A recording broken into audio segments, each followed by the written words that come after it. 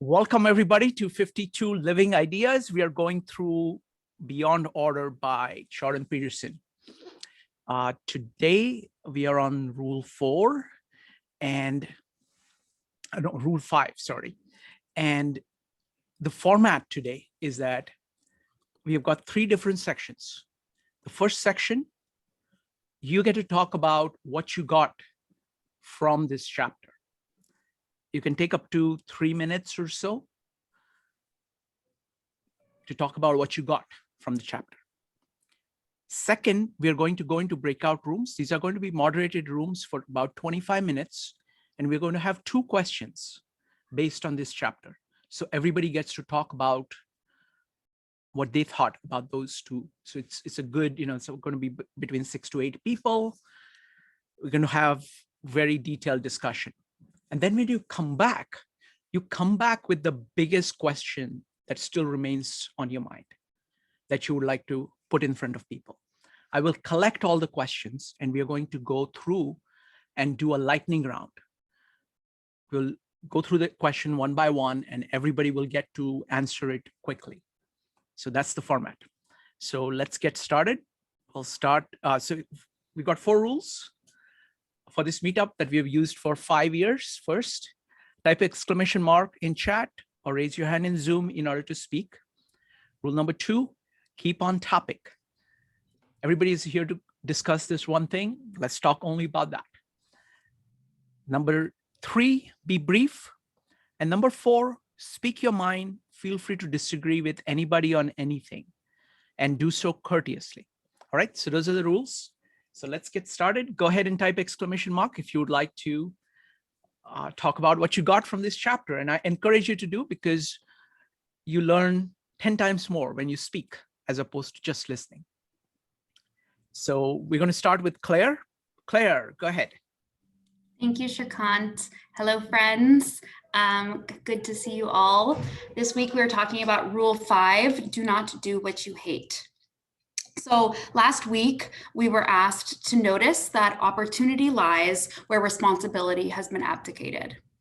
We reflected on this idea that if something bothers you, perhaps you're the one to blame, or at least perhaps you hold some sort of untapped power, like the potential of a magical Peter Pan, to grow up and take on a burden and carry a cross and improve your situation.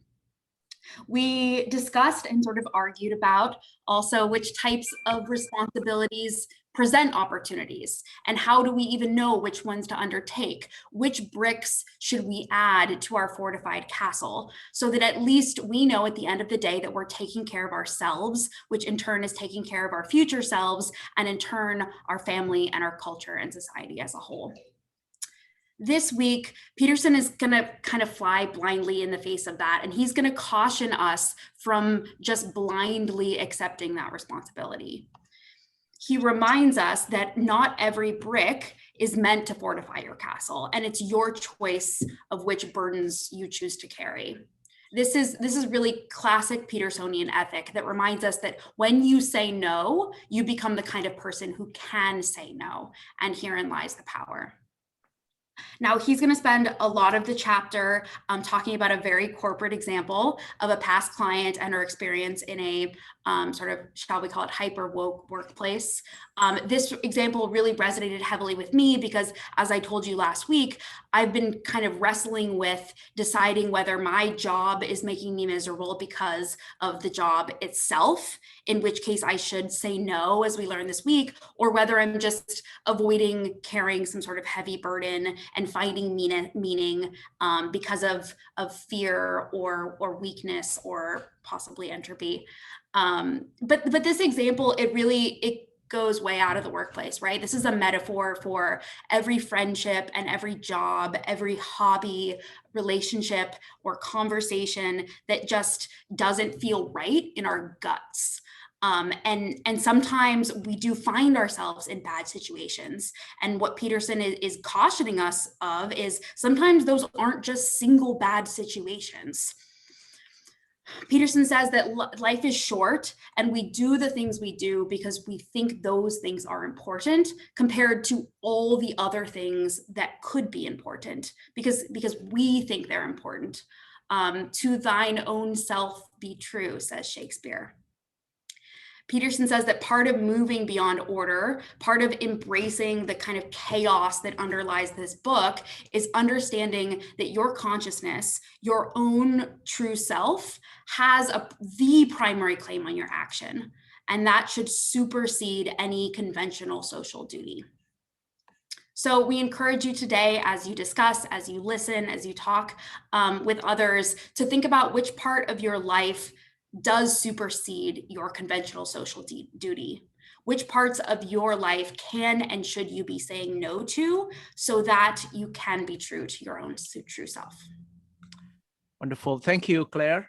Thanks. Next up is going to be Dave, Joe, and Truth Island.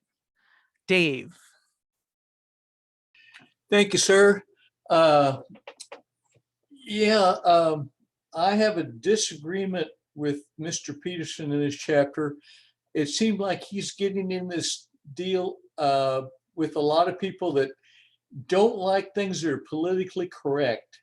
And I guess it goes with a flip chart. One of his clients was at work and that they were thinking that might be disrespectful to some Filipino people, although there were no Filipinos working there.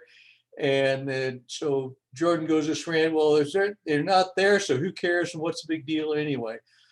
I think that's one thing we've got to address in this country. We have a lot of ethnic groups now, we're not just black and white or whatever, and everyone wants to be respected. And I think we had to be careful and maybe sensitive to things that might be hurtful to people, and maybe go a little extra 5 or 10 yards to be careful. And so I was very much disagree with him saying, well, it's, I think he's gotten in some arguments with some other groups. I think there was some law in Canada about using terms for certain people or whatever, and you can't tell me what to say. And so anyway, that was my 2 bits that I got out of this chapter. Thank you. Thank you, Dave. Next up is going to be Joe, Truth, and Maritza. Yeah, I mean, I'm just going to be very, very brief because there's a couple of things that I've gotten out of this chapter. One of them is not to necessarily give in when you actually believe something to the tyranny of a majority. And I think that that's important. I think we have to somehow separate the examples that were given by Peterson and the underlying message itself. Because I think is that if you're being true to yourself, that you need to speak up. And that this creates a certain degree of dialogue that you actually could find out that you're wrong in the process. And that's a really critical point, because if you're polluting the feedback loop if you're not speaking up. And I think that that's a really important part. The other is that, as he spoke about in the first rule, that to not be critical of institutions that you didn't until you fully understood what you're criticizing, essentially. By having dialogue, you're actually figuring out what is really bothering you and what it may be bothering someone else. So I think that that's another important point. There were a couple of other points when it came to the idea of even how to, when looking for another job, when to look for another job, how to look for another job. But I think that the underlying theme there that was really important to consider is that if you don't live by your ideals, you have to embrace, if you're going to live by your ideals, you have to embrace a certain amount of chaos. And that may mean getting outside your comfort zone and dealing with a lot of rejection in that process. And that requires a lot of perseverance. And I think that's a really important message to take away, because I do like the other fact that he calls out, we all have things that we don't want to do, and we need to separate the things that what we don't want to do with what our ideals are. And so like the idea that we have to empty the trash cans or do something along those lines, you know, that's just something we may not want to do. Those aren't our ideals. And that's an important separation to be able to make. So those are the few points that I had taken from this particular chapter. Thank you, Joe. Next up is going to be Truth, Maritza, Michael, and John. Truth. Yeah, good to be back, guys. Oh, hi. Yeah, I Okay. changed my name, by the way. I will past change the your week. name. Yeah. But you know, I first kind of came across this chapter with a bit of apprehension because I sure as hell don't like cleaning the toilet, but the toilet's got to be cleaned. So we all end up doing stuff that, you know, we don't like to do, but we have to do it anyway. But I think like in the sphere of work, I think life is far too precious and too valuable to continue doing stuff that you just don't like. And you know, I'm at actually kind of a crossroads here because a lot of what goes on in our mainstream culture is, you know, fake it till you make it, push it, just keep pushing it. Oh, you don't like to program, you don't like to code, that's okay. Just you'll learn to love it. And I guess one question that I think I'm going to throw out there for the breakout rooms is like, I agree that we all need to move out of our comfort zone. We all need to try things that we don't like.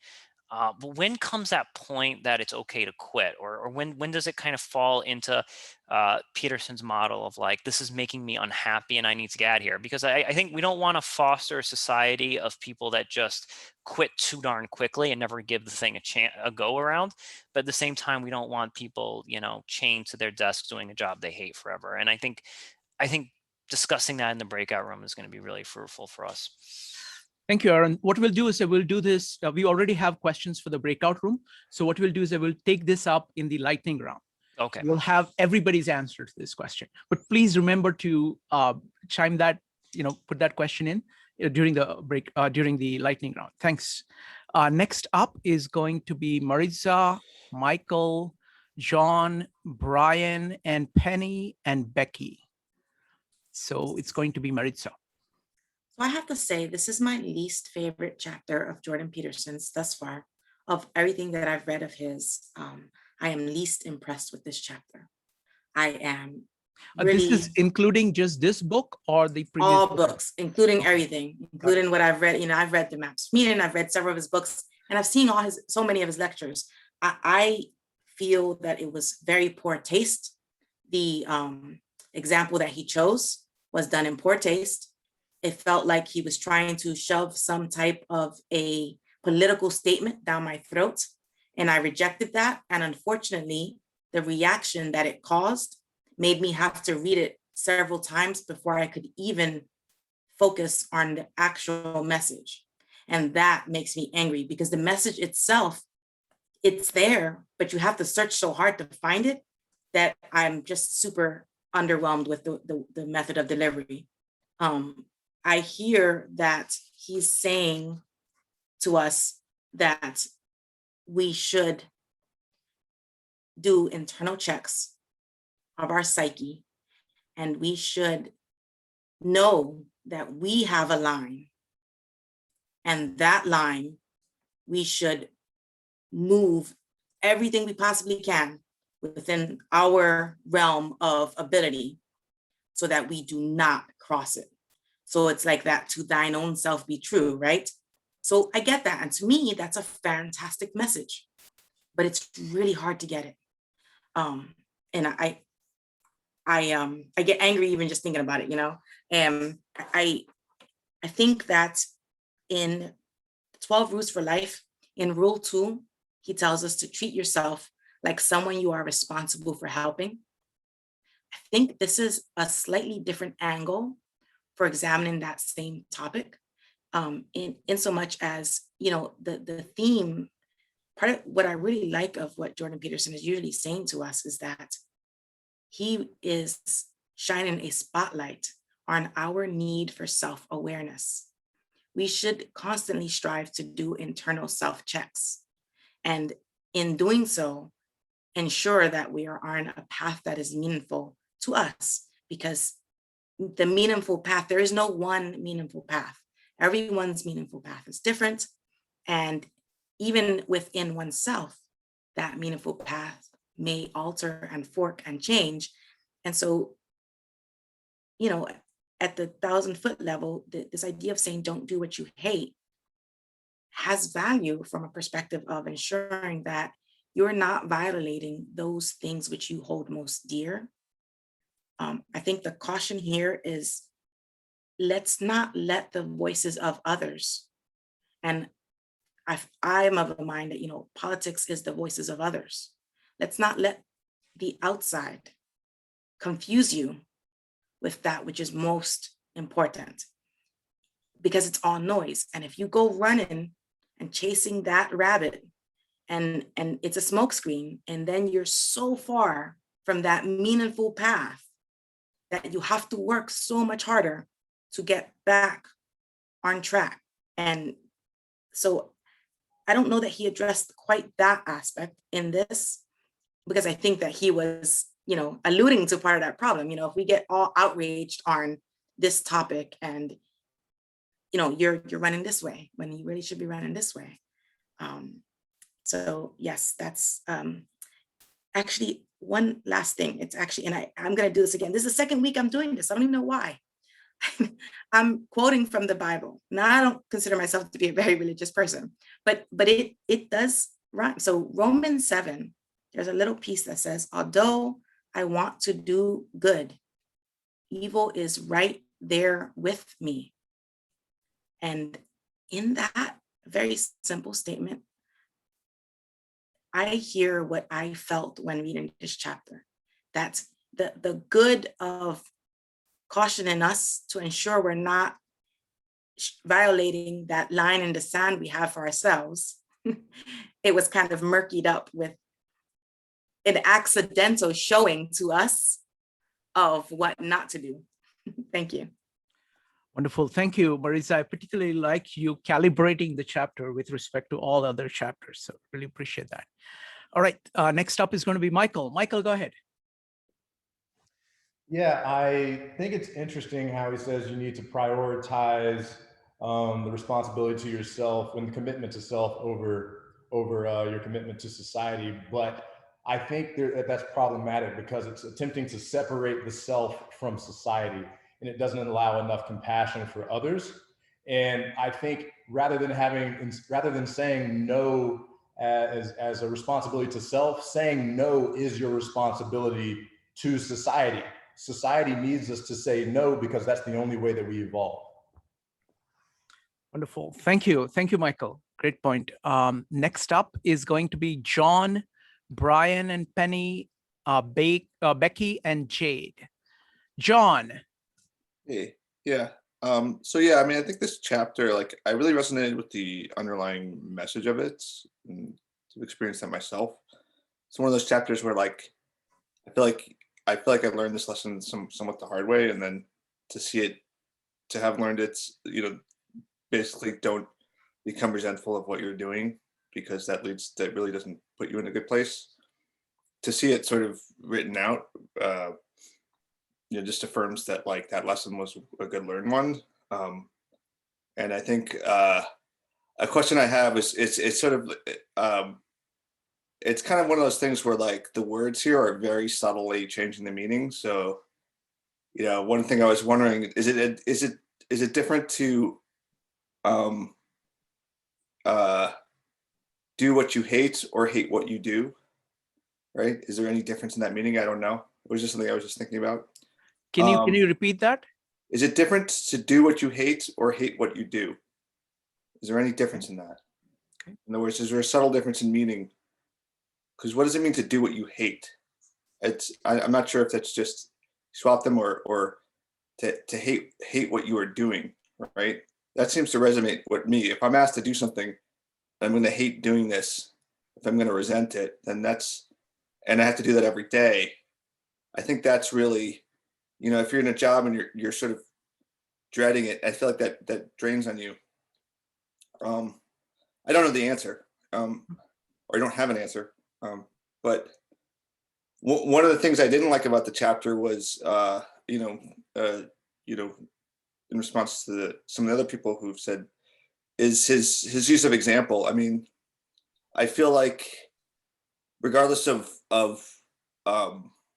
what your reaction to the actual example is, I feel like it sort of was political and didn't, as an argumentative piece, I feel like it distracted from the actual message of the chapter. And it's unfortunate because I think the underlying message of not becoming resentful of your situation, not just sort of I think it's more like passively becoming resentful. I think that is really what the crux of it is that you don't want to sort of just go along with things and then be like, oh, things suck and there's nothing I could do about it, and not really try to fortify yourself and take any conscious action, because that it won't make things easier in the long run. But the political, bringing politics into it sort of doesn't really do well in these sorts of books, because you can see it immediately like polarizes people and changes, it sort of obscures the message. I wish he would have used something. I feel like he could have used an example or cut out the details without, delving into, modern political issues. And I think also it just sort of like makes it an easy way for people to try to who want to dismiss the actual underlying message, to sort of just straw man. They could say, oh, this is what's nonsense. So, but yeah, so I think the message is a good one. Like the underlying lesson is a good one, but the chapter could have been written a bit better and not really delved into politics, because, for obvious reasons. So, thanks. Thank you. Thank you, Jonathan. Next up is going to be Brian and Penny. Okay, well, I thought this chapter was interesting, and especially in the work related structure, and about how when a lot of times you have to do things that or in a way that you don't feel is fair, but you just ignore it and move on with it. And so like when it says, here, allow for the possibility that you'll be able to fight back, that you may be able to resist and maintain your soul and perhaps even your job. I worked in banking for many years, and several times in the retail side. And I noticed this big shift in banking where, it went from like being centered on the customer to being centered on sales. And, instead of like reporting once a week what you did, you had to report daily. And then it got to be where 2 times a day you had to report what you were doing. And, there was so much stress on people. It just seemed wrong. And subsequently, I heard, some of my colleagues had lost their jobs because they had been, selling things to people, but the people didn't really know, but they just opened accounts and they opened credit cards and everything, to make these targets.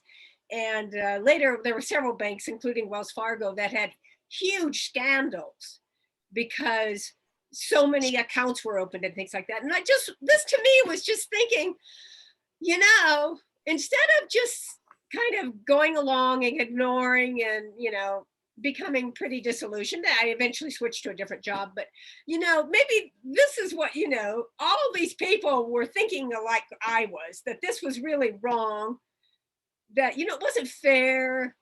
We wanted to help the customer, putting so much emphasis on sales. And the fact that nobody apparently did anything, things really blew up. So from the social viewpoint, it's kind of, I just saw that example of something maybe I could have done something, but I didn't, because you kind of think, oh, well, I'm just a little salesperson and, this is the big corporation. But, that's where things go wrong. Thank you. Thank you, Penny. Next up is going to be Becky, Jade, Abram, and Pegor. Becky, go ahead. On page 150, Peterson writes, "We are not helpless. Even in the rubble of the most broken down lives, useful weapons might still be found. Likewise, even the giant, most formidable in appearance, may not be as omnipotent as it proclaims or appears. Allow for the possibility that you may be able to fight back, that you may be able to resist and maintain your soul." So most of us will encounter some oppressive tyrant in our lives. And some of us are unfortunate enough to even attract these tyrants. But the position that we choose and the decisions that we make do matter. And whoever this might be, maybe it's a CEO or rainmaker, someone of high status, when this person has been in power long enough and really enforcing compliance through fear, you taking a stand will leave a mark. And you may not take down Goliath, but be sure he's not going to be left unfazed. But if this is truly a formidable opponent, neither will you. And so the part that Peterson says towards the end, it's like you will also be touched when you encounter someone like this. And it's you leave less naive, you leave more educated with wisdom, but hopefully you don't forfeit your soul.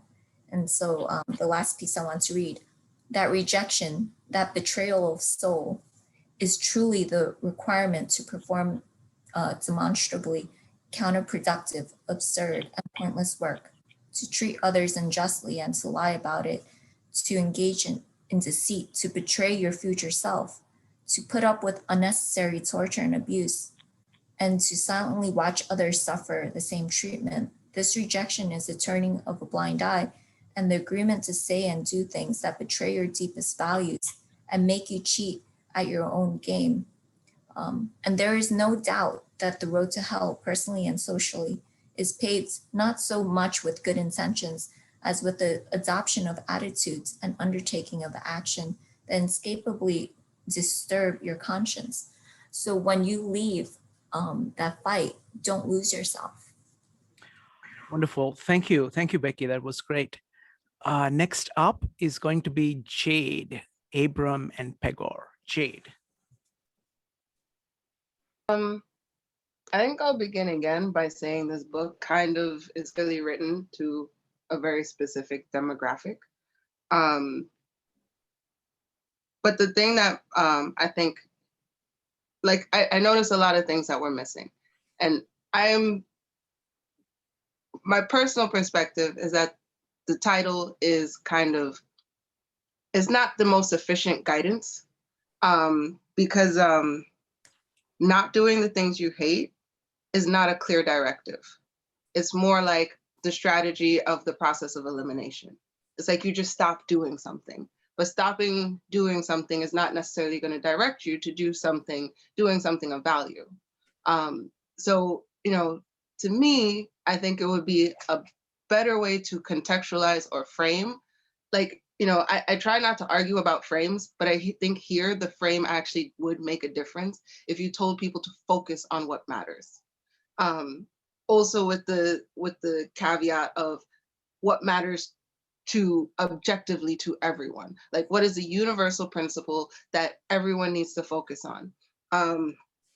I kind of have I tend to also put things in very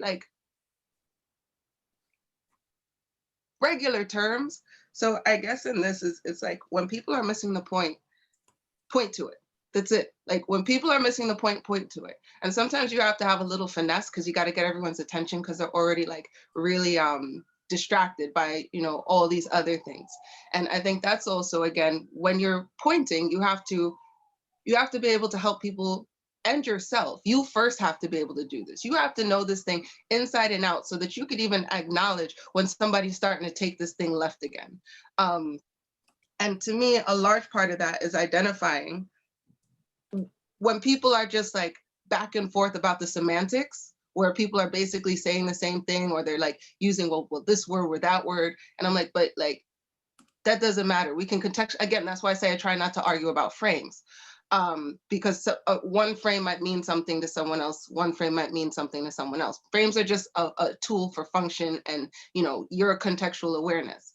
So, but when people are just arguing about Like to be able to differentiate when people are arguing about semantics versus when people are actually trying to unpack contextual nuance that is relevant to the scenario and the situation. Because I think sometimes someone starts to begin to unpack the nuance of the situation so you can understand like the depth or something else, but people will get, you know, oh, but that word was said, and then everything will get derailed. So again, that's why I say when you have that focus, because when you have a focus, even let me give you just a somewhat trivial example. If you're focused on getting enough sleep at night, and that is your main focus every day, when people ask you to do other stuff, you will just remember at night, I'm supposed to sleep. It's a no by default. You're not going to go to that party. You're not going to go do those other things. You are going to bed because your focus is getting enough sleep. Now, is there flexibility in that? Yeah, because maybe you can go to sleep.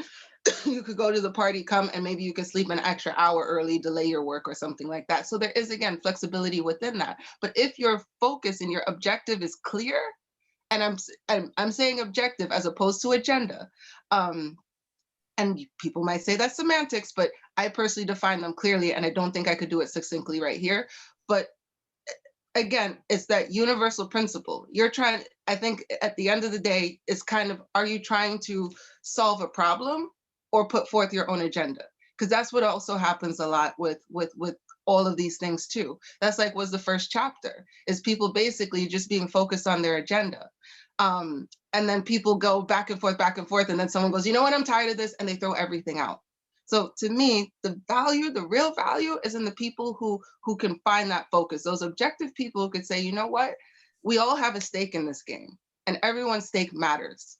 But what matters to everyone? Let's start there. Let's find that common ground. What really matters here? And I feel like you always start with principles. Like, what's the principle? Because once you have the principle, that guides the conversation. I don't know. I feel like I ranted, but that's what I got. Thank you, Jade. Even when you rant, you make so many different, very, very interesting points. So thank you very much. Next up is going to be Abraham, then Victor, Pegor, and Judith. Abraham, go ahead. Okay. I hope I'm not all over the place, but I saw so much in this chapter. And before I even go into the chapter, we got to remember that society created this world that we are living in and we're dealing with. So it's a construct of what we created. Now we have to try to uncreate things that enslave us. So that's one thing, just looking at the chapter itself without talking about anything specifically in the chapter. All right, now here in the chapter, we demonize these words and we give them power. So that's something else that we created, and now we have to try to undo the damage that we did as a society. Just like yesterday in the breakout room, one of the participants was using a term, and they was going to say, first they apologized to me, and then they used the term, well, in black and white, everything isn't black and white. That's what they said. So after they finished making their comment, I said, why did you apologize to me? Oh, you might be offended by the word black. I said, well, just because they call me a black person, everything that's black isn't bad, or whatever the case may be. So that was an example of what they're talking about as far as the flop. And that's the world we created. I'm like, I've been in that situation before when people apologize and just say something black. I said, what does that have to do with me?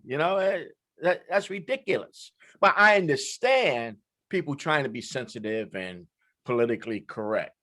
The other thing, I think he used a bad example in the chapter as far as his analogy to flop.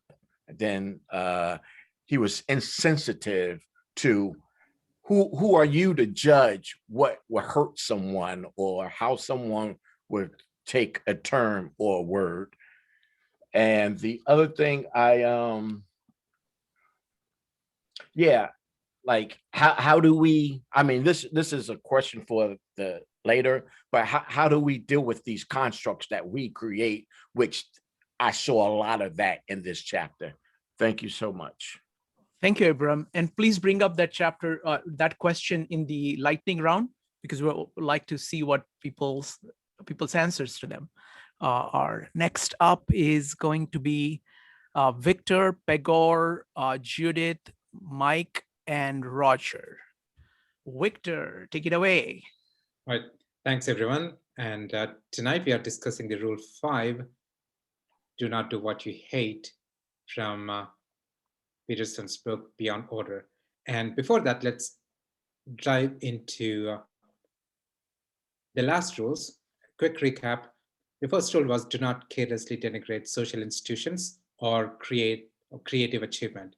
And in that chapter, we looked at the importance of social institutions, importance of individual creativity, and how to balance these two by transforming our personality, the capacity to transform ourselves and the others. And the next rule is imagine who you could be and aim single-mindedly at that. And for that, we looked at materia prima, the alchemical imagery. And that imagery spoke to us about how to act in this world and how the story has evolved. And we looked at the idea of emergence of unforgettable, the story, by looking back and looking at the oldest form of story. And that gives us a reference to how to act.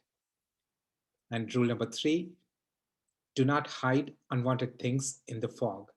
We discussed about sins of commission, sin of omission, and we ourselves not being clear what we want for our future. And we tend to be afraid to make it clear because it can become a judge. And rule 4, notice the opportunity lurks where the responsibility is abdicated. So we discussed how picking up responsibility is a good thing and having limitations is not, we don't have to see it as a bad thing. And talking about responsibility, we looked into Peter Pan's story and also Horus and Osiris story, where Horus goes in, takes the responsibility with courage and gets back the kingdom and revives his father. And tonight we are discussing this rule, do not do what you hate. But for this, I'd like to take a different angle. I'd like to make the question a bit personal and make it look as if, okay, let's play to this idea of separating ourselves into 2 different persons, current person and a future person. So, to make a point, so current person is a result of the choices that were made in the past. And the future person will be the person, the choices that we make from now until that future person exists. So for this, let's look at the rule as do not do what your future self hates you. So in that regard, let's look at a story from Maps of Meaning book. And that's it's actually written by Peterson himself. It's called Cock-a-doodle-doo. And the story goes like this. Once upon a time, there was a man who had a long, hard journey ahead of him. He was trudging along the way over the boulders and through the bushes. On his way, he saw a little shiny gnome with big white teeth and black topi sitting by the side of the road. He was drumming on a log with 2 white bones and humming oddly to himself. The little gnome said, "John, why work so hard? Why walk so fast? Who knows if you'll ever get there anyway? Come over here. I have something to show you." So John walked off the road. He was sick of walking anyhow because people kept throwing sticks and stones at him. The little gnome said, "I have a shiny jewel I'd like to sell to you. Cheap, here it is." And from the bushes, he pulled the biggest ruby that the man has ever seen. It must have weighed 100 pounds. The gnome said, "Do you like it? It is an enchanted stone. What will you offer me for it?" And the man said, "I don't have much money, but I'll give you everything I have. The gnome is not pleased. So John added, I could pay some more monthly. So the gnome accepted. Fair enough. Buy now, pay later. Sounds good to me. I'm all for the installment plan. So the man gave the gnome all his money and promised to pay the rest later. And the gnome walked back into the bushes. The more the man thought about the ruby and the great deal that he got, the happier he became. He started back on the road with a light heart, but soon he discovered that he couldn't make much progress because the 100 pounds is a lot to carry. So he said to himself, why continue anyway? I have what I want. Why don't I just stand here holding my ruby, and when people walk by, they can see how well I have done already. So he stopped. A little while later, one of his friends came along and saw him standing there. His friend said, John, why don't you come along with me? I have just opened a new business and I could really use some help. Come along quick. It'll be opening soon. The man thought it's a good idea, but his friend was in a hurry. Besides, couldn't he see the ruby? How could he speed along beside him? Where would he put the jewel? And he said, thanks, but I have to take care of my jewel. Maybe I'll see you later. His friend looked at him like he was crazy, but he was trying to get somewhere quick. So he just shrugged a bit and said, okay, John, see you later. And he sped down the road. A little while later, another friend came by and said, John, nice to see you. I'm going back to school. There's a lot of things wonderful things to learn, lots of things to do, and world is full of unsolved problems.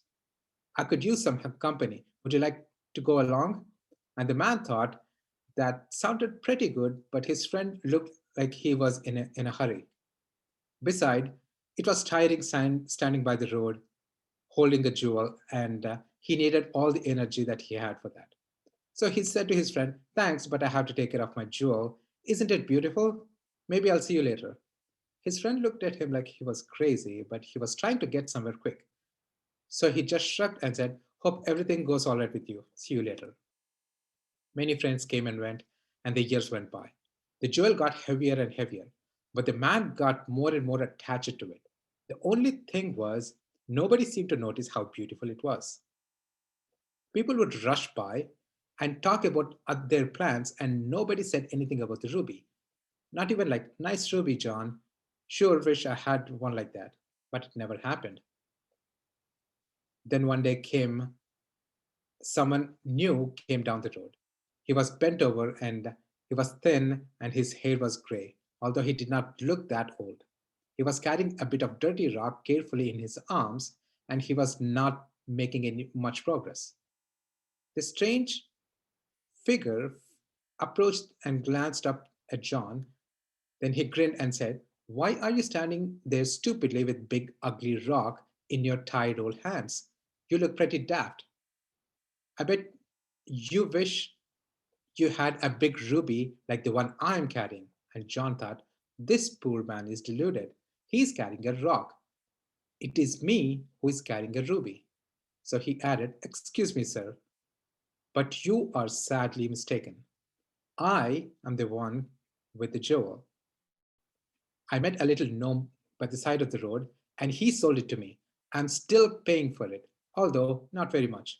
You are carrying a rock.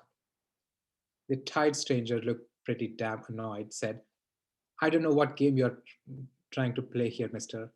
You have a rock. I have a jewel. The little gnome you described sold it to me, and he said, it is the only one I have been carrying. It is the only one. I've been carrying it for 20 years, and I will never let it go. And John said, but I have been carrying mine for 20 years too. It can't just be a rock or jewel. On and on they argued. Suddenly, the little gnome stepped out of the bushes as if he never left. Only this time he was a little bigger, redder, and menacing, and his laugh sounded like a rattling of chains. Quit arguing, you two. I never seen such quite so pathetic scene. You are carrying rocks, both of you. And if you ever had a sense to put them down, For a second or two, you would have seen that.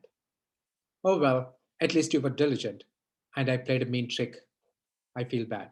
So I'm going to give you what you really deserve. Do you want what you really deserve? And the John and the stranger nodded eagerly. You haven't seen anything yet. Now, throw down those rocks. John and the thin stranger obeyed. Each rock split down the middle. Out flowed a river of ravenous white worms, which rushed towards the men and devoured them whole, while they thrashed about and screamed.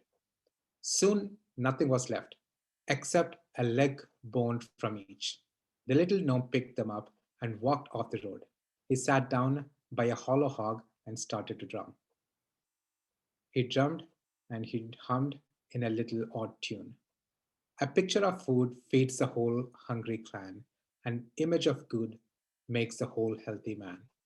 Why walk the mile? Why do the work? Just smile the smile. Success, after all, is a quirk. Life isn't real. This is the message I give. It's easy that way. Plus, who wants to live? Well, that's the idea of not making bad choices along the way and committing the sin of omission, turning a blind eye to the responsibility that we need to pick up right now and taking action. Wonderful. Thank you. Thank you very much, Victor. Great stories as always. Thank you. Next up is Pegor, Judith, and Roger. Pegor. Yeah, I wanted to come in the defense of the example used in the chapter, because I understand that it can be jarring, especially if you don't agree with the political perspective behind the example. But I think that it's such a relevant example to our time. And I think that if people don't do what the chapter suggests, they're going to become resentful. And that's going to make the political sphere way worse. And that can spill over into your personal life, even in a more direct manner. And so him choosing to use this example is a direct call to the people who are upset about this thing on how to respond to it in a manner that I think will reduce the tension on both sides of this question as much as possible. So that's my point. And I did notice that the chapter was quite short, and I was surprised at how short it was. Wonderful. Thank you. Thank you, Pegor. Next up is going to be Judith. Judith, go ahead. I arrived a few minutes late, so it looks like I missed a really important political discussion. But this is what I took away from, there were things I didn't like, but this is what I took away as most important from this chapter. When he said, I believe that the good that people do, small though it may appear, has more to do with the good that manifests broadly in the world than people think. And I believe the same about evil. We are each more responsible for the state of the world than we believe or feel comfortable believing. Without careful attention, culture tilts itself toward corruption. Tyranny, and here's what I really like. Tyranny grows slowly and asks us to retreat in comparatively tiny steps. But each retreat increases the possibility of the next retreat. Each betrayal of conscience, each act of silence, despite the resentment we feel when silenced, and each rationalization weakens the resistance, and it goes on. So I just want to add that, I have found this to be true in my life, and it's not just about jobs. This happens everywhere in your life. You can overlook your conscience in your marriage, in your classroom, your social group, in your local government. You can say, oh, it's not that big a deal. Oh, it's just a small thing. Well, everybody else is doing it, it's okay. And that is how tyranny grows. So I think it's a really important thing that he reminds us that, just to be very aware when our conscience is telling us things, just even a little bit, just to really, those are flags. They need to be looked at. And we should attend to them because it can snowball, it grows, and it grows incrementally. Thank you. Wonderful. Thank you. Thank you, Judith. Next up is Roger. Roger, go ahead. Yeah, all right. So it seems like there's a very mixed bag on this chapter. I actually liked it, although I can understand why a lot of people were very iffy on it. A couple of things that I really liked that he kind of highlights is saying no and the requirement of you having leverage in order to even consider being able to say no. So if you just say the words no, no one cares. It doesn't matter. It doesn't stop anything. You have to actually have a reason or a capacity to enforce that no. And, you know, in this case for a job is you have to have your resume ready. You have to be able and willing to and capable of applying to other opportunities to take that job if you're willing to actually jump ship. You can't just say that you're not going to do something and then have no way of making a livelihood otherwise, because then your no is a moot point. It doesn't matter. I also really liked in this chapter that that he highlights something that he does in several other parts of his work, and that is highlighting the consideration of the alternative. That that everyone kind of says like, well, I don't want to stop doing something even though I kind of hate it because of X, Y, and Z. And Peterson kind of tends to always push people to also consider the alternative of, right, so what is it your life like if you keep doing this for the next 5 years, right? Like how does that actually play out in your life? And really truly consider, if you really hate what you're doing every day, what's that going to do to you for 5, 10, 15 years from now? And I also appreciated the fact that he highlights the risk of standing up for that lady, where he points out that's like, yeah, she was able to stand up and kind of push back against things that she personally was against, but then, you know, she eventually lost that job and kind of struggled for a little bit. And it wasn't just the immediate fast track to the easy life. And this is something I think Joe also pointed out that was also mentioned in this chapter, and that is that when you stand up and speak your truth, and Peterson truly, from what he said, kind of sees this more of an act of faith, where when you say what you truly believe is true, your idea of what the world is, you will either be shown wrong or you will be shown right. And the idea is that it's an act of faith that whatever comes from you saying the truth is good, regardless of whether it's in your perception good or bad. It's good because it's either correcting you in the sense of, no, you got it mixed up, you're wrong about your conceptualization of reality, or it's good because you're speaking your truth and your truth is more reflective of truth than everyone else, and you may pay the consequences for that, but in the end things will work out for the better because you're in a way correcting everyone else's map. And then also talking about that whole aspect that I think is much more controversial, which is the example. I have a personal experience with this and this idea of, you know, very corporate tokenism and wokeness, but not wokeness in the sense of activism, more wokeness in the sense of corporate protection. And it always reminds me of the Nietzschean perspective of morality, as most of morality is cowardice, and the idea that what morality is when someone acts moral but doesn't have the capacity to do the alternative. It is not that you actually ever had a choice. It's just you're just dressing up the one choice you've ever had.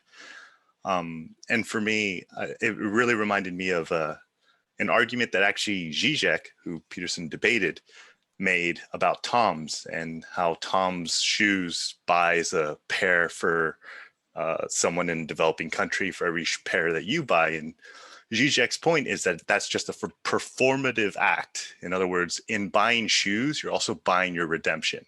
You've now done something good, right? You feel better because you're wearing Tom's, and that makes you a good person.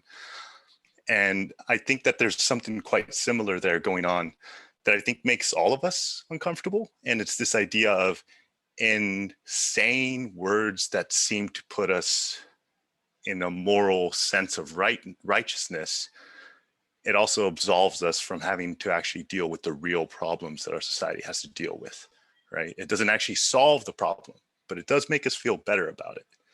And I think that's I think what we all kind of have a very uneasy feeling about touching, but not fully understanding how to go with it. I don't fully know where to go with it, but I think it's that sense of, I don't think there was ever a big issue with the term flip chart so much as what that idea is pointing to. And the idea itself of racism is in a much broader context is obviously something that should be taken on. But that sense of taking it on at that small scale doesn't really solve any other problems. It just gives us a sense that we're doing something. And I think that's kind of what both makes us uneasy, but also it doesn't hit us right in multiple ways. And that's why I think I like this chapter, but I also definitely feel the apprehension even in myself. Wonderful. Thank you very much. So now we go to the second and the third parts. So the second part is the breakout rooms. So we got 2 questions for the breakout rooms. First one is, how likely is it that we conflate what we hate with what we fear? What's the difference? How do you distinguish between those two? What you hate and what you fear? Do you kind of conflate between them? So that's the first question. And the second question is, what is your threshold to speak up? And what steps can you take to say no more effectively? So the second question is, what is your threshold for speaking up? And you should. And what steps can you take to say no more effectively? What we're going to do is we're going to run the breakout rooms for about 25 minutes. They're going to be moderated. People with stars in their names are the ones who are the moderators. They're going to lead the discussion on those 2 questions. And at the end of the breakout rooms, you come back in the main room with the biggest question that you have. And we will list all the questions and then do lightning round of answers to the questions. Looks like there is a lot of interesting issues here in this chapter. So I'm really looking forward to the lightning round. Starting the breakout rooms now. Welcome back, everybody. Welcome back. All right, so now we are on to the third section, which is going to be on, it's a lightning round of questions and answers. So we're going to first go for questions, which are far more important than answers. So go ahead and type exclamation mark if you would like to submit a question for everybody. I'm going to list all the questions, and then we're going to do a lightning round of answers for these questions. Now, some people already had some questions. So let's see. Abraham, you had a question. And then who else had a question? Somebody else had a fantastic question. I forget, but I had a question, but yes, I'm going to go ahead. Yes. Yeah, I'm going to just revise it a little bit and say, I had mentioned earlier, you don't want to quit right away. You want to give things a chance. And so I think based on the breakout room that I was in, I'm going to revise that a little bit and say, before you quit at something, what can you do before you know that all hope is lost? So I think that we all are forced to do things we don't like, but maybe we could make that something that we do like, and what kind of resistance or how much effort do we need to put in before we quit? Okay, very good. When do you know when to quit? That's how I'll put it. All right, next up is going to be Abram. What was your question? My question was pretty broad, so I try to narrow it down. Go ahead. In your situation or life experience, what can you do to push back against a construct that you don't like? Okay. How do you push back at a construct you don't like? Very good. Excellent question. Next up is going to be Jean. Jean, go ahead. What's your question? My question is, how can we enjoy between the fear and the thrill, like the borderline? So we can enjoy the fear with the thrill of excitement. Okay. Can you repeat it? I want to make sure I get the exact. How can we learn to enjoy the fear by replace it with thrill of excitement? Okay. How do you enjoy Skating between fear and thrill. Okay, very good. Okay, Bunny, you had a question. Is there a free version of this book? I don't think so. I understand you are in rule 5. Does that mean chapter 5? It's the whatever the rule 5 is. I think it is chapter 5, but whatever it says rule 5. Lowell, what is hate, or what does it mean to hate? Okay, very good. So what is hate, and what does it mean to hate? Okay, next up is Kevin. Kevin, what's your question? What can you do even you hate it, but you have no many choices? Okay, okay. Let's put it, we had a nice way of putting it. How do you cope in a situation like that? How do you cope when you can't? You're standing on the bed. Just a second. All right, next up is going to be Mike. What's your question?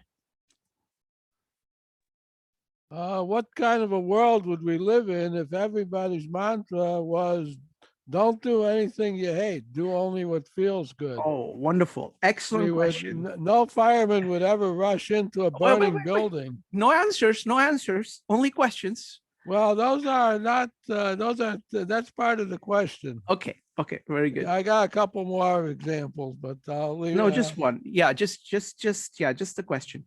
What would the world be like if everybody lived? What would it be like? Okay, very good. Folks, more questions, please. Does anybody else want to put any questions? Penny or Brian?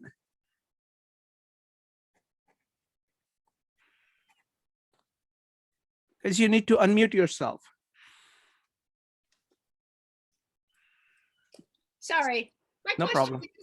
Are the things that we complain about pointing to the things that we hate? Okay. Okay. Are things we complain about? Very good. Complain about. All right. Okay. Next up is Joe, followed by Roger. Joe. I've been trying to frame this question in my mind, but are we morally obligated to question things that we hate? Very good. Obligated to question. Okay, very good. Roger. So I just thought of one that we kind of discussed in our group. Does the moral calculus change when others also depend on your decision? So it's easy to quit your job if it's just you. However, if you have an entire family that counts on you, does the moral calculus change? Others depend on you. Okay. All right. I think we've got a few questions, great questions. So let's begin. So it's going to be lightning round, folks. So you have to keep your answers as short as possible. 1 lines, maybe 4 lines, 5 lines, try to be brief, okay? All right. When do you know when to quit? How do you decide when to quit? Answers. If you have answers, go ahead and type an exclamation mark and I'll call on you. So how do you know when to quit? Jyoti. Jyoti, you need to unmute yourself. Yeah. When you think it has become toxic to you, your well-being, your health, your physical health, your moral health, everything. Wonderful. Dave, how do you know when to quit? Well, it's like this. If you stand up and do what you think is right, sometimes you get fired. Okay. Next up is Jean. Jean, when do you know how do you know when to quit? When do you quit? When you think it's meaningless, it's time to quit. Got it. Jamila, what do you think?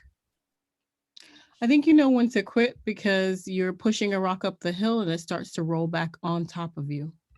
Wonderful. Next up is Stephen. I would go back to the rule. It depends on your alternatives. Yes, if it's ruining your health or everyone's health, that it's time to go, but it's usually a spectrum. And getting back to the question, do other people depend on it? Sure, you may put up with a longer search for a better job, or put up with less meaning if you've been there a long time, if you have a mortgage and 4 kids, as opposed to if you've been there for a year and have no dependents, then you have a wider range of easy alternatives. Thank you. John. When you can't imagine a good reason why you're doing it anymore. Wonderful. Thank you. Next up is Joe, Stefan, Ray, Laura, and Jade. Joe. So I'll just reframe it and to say, when do you take a stand, and not necessarily just quit? And you take a stand when innocent people are getting hurt. Wonderful. Thank you. Next up is Stefan. Stefan, go ahead. I think it's when you no longer care, because I think Nietzsche said this.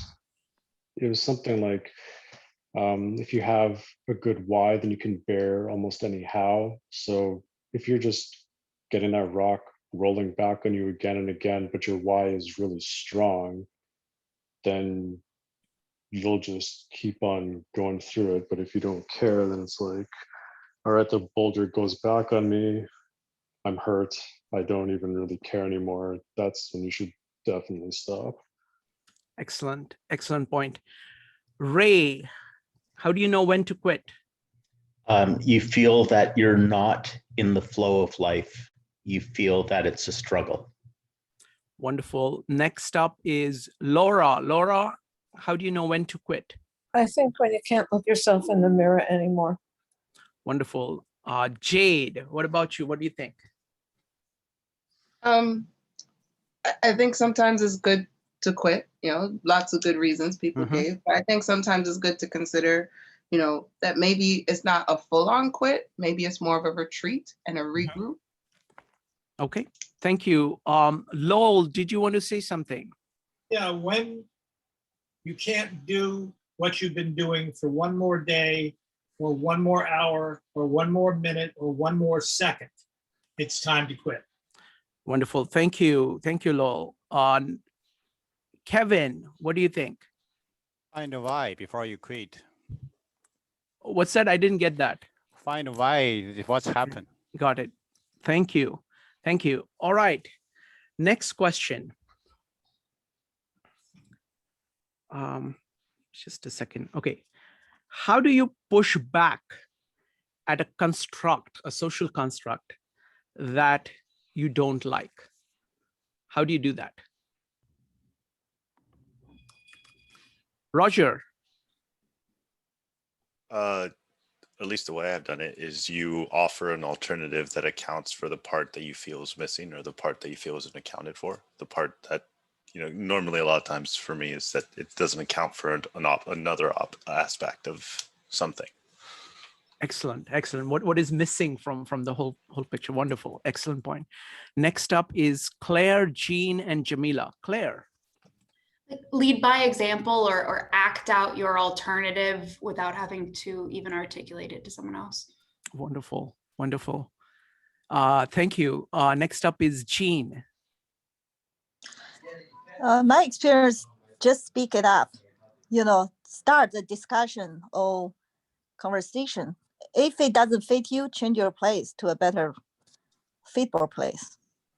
Thank you. So Jamila, how do you push back at a construct you don't like? I want to say ditto to the folks who came before me, and also interrogate yourself, right? What's coming up for you at that time, right? That really needs to be addressed in some large way. Wow, wonderful. These are fantastic, fantastic answers. All right, Laura, how do you push back at a construct you don't like? I would suggest an arguable alternative. Okay, thank you. Thank you. Open to discussion. Thank you. Wonderful. All right, let's see. John. I think whenever you push back against the social contract. This is lightning, so I'm gonna try to keep it quick. You're dealing with a group social thing. And so basically you're dealing with your place in a group and also the rules of a group. And so that's a very tricky thing. And so I think anytime you do that, you should do it carefully and with introspection. So usually thinking about, not just off the cuff. I mean, you should express yourself, but I feel like it should be a carefully thought out and rationally put forth expression of how you feel. I think coming from that place is people will be a lot more receptive, and how that, what that actually translates to is like a whole other matter. But in my experience, that's what's always worked for me as best I could. Excellent. Excellent. These are amazing, amazing answers. Thank you. Next question. How do you skate between fear and thrill? How do you navigate between fear and thrill?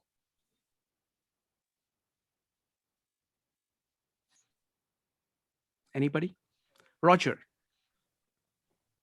You be afraid later. That's worked pretty well for most of my experiences. Wonderful, wonderful. Thank you. Next up is Jean. Folks, if you want to speak, just go ahead and type exclamation mark or raise your hand in Zoom. That's the best ways to handle these many answers. Okay. So it's going to be Jean. If Abram, wait a minute. Abram, did you want to comment or did you want to give your own answer to your question? No. I wanted to know what did you say? Fear and what? Repeat the question. Fear and thrill. So how do you? Yeah. Okay. Next up is going to be Jean, Jyoti, Mike, Becky, and Jade. Jean.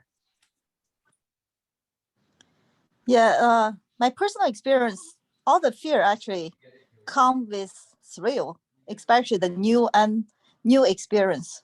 So you have to discount the fear in able to enjoy the thrill. Wonderful, wonderful. That's so true. Next up is Jyoti. Jyoti, what do you think?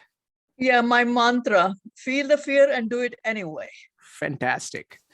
Mike, 3 sentences. I was going to use the feel the fear and do it anyway. So Jody Wonderful. said the same thing. Wonderful. You second what? Great. Next up is Becky, Jade, Jamila, Stefan, Penny, Joseph, and Joe. Becky. I would say extremely carefully. You die once, but if you're careful and thoughtful, you can survive long enough to have many thrills. Wonderful. A cat strategy. Many lives. Next up is Jade. Say that you're just gonna know. Thrill is usually somewhat enjoyable and controllable, relatively controllable, like a roller coaster.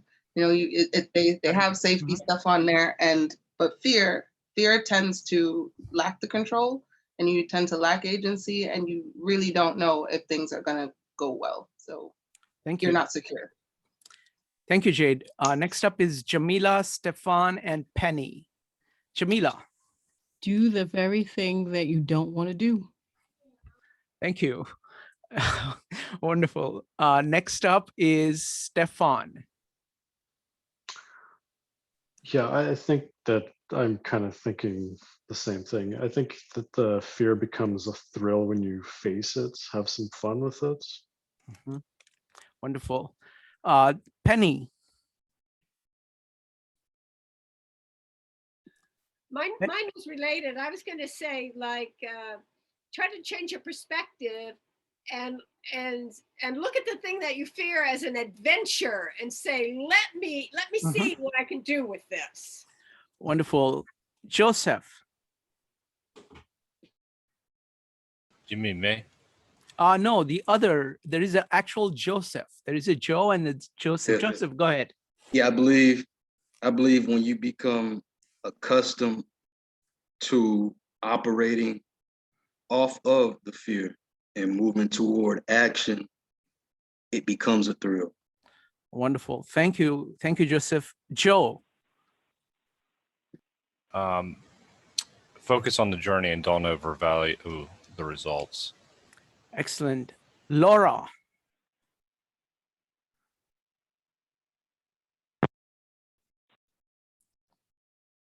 Okay. John. I didn't mute myself. Okay, go ahead, Laura. I'm thinking about when you have had the thrill and you think back, don't remember it with fear. Okay. Thank you. So I don't know how to translate that though exactly. Thank you. Next up is John. John. Yeah, I'm imagining like fear and thrill. Like thrill is sort of a wave and fear is sort of like the crest of that wave. And you need to ride that wave. And so they're sort of intrinsically linked.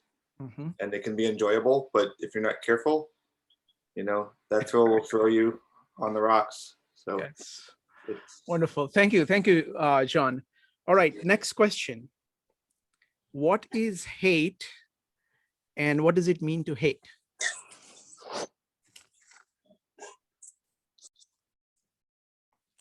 So question is, what is hate and what does it mean to hate? Claire.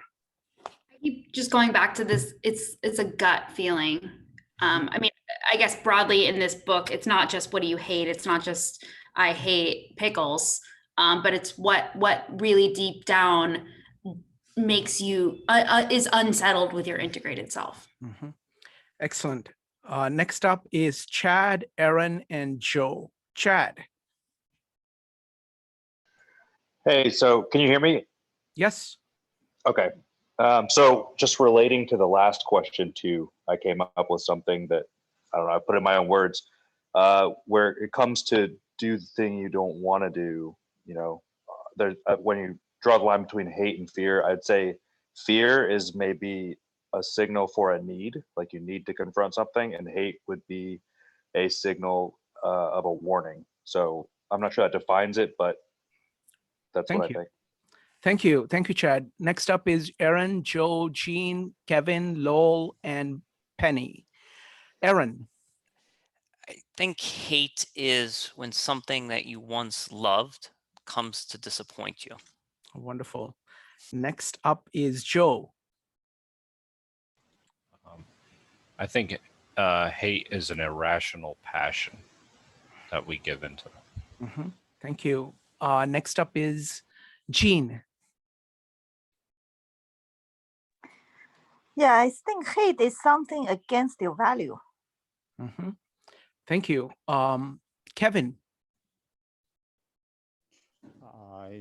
I see things you don't like.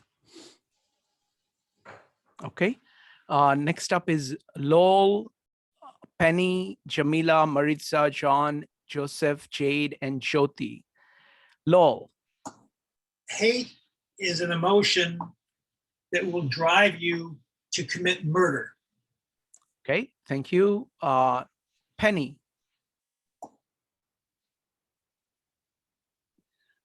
I think that hate for myself, it's when something really goes against your principles and you the way you think the world should be and the way people should act, and they're doing the opposite. Wonderful. Next up is Jamila. I think hatred is a deeply set, unmet need. Thank you. Thank you. It's just so many different, viewpoints and so many different ways of coming at these concepts. Maritza. I believe that we can't have hate without fear. So hate is fear extrapolated, to the nth degree. And what makes it hate is that it is a rejection of a concept that is, kind of like diametrically opposed to an internal principle. Wonderful. Thank you. Next up is John, Joseph, Jade, Jyoti, and Abraham. John. This is something we discussed in our breakout room a lot. And it was interesting how different people had ideas of hate.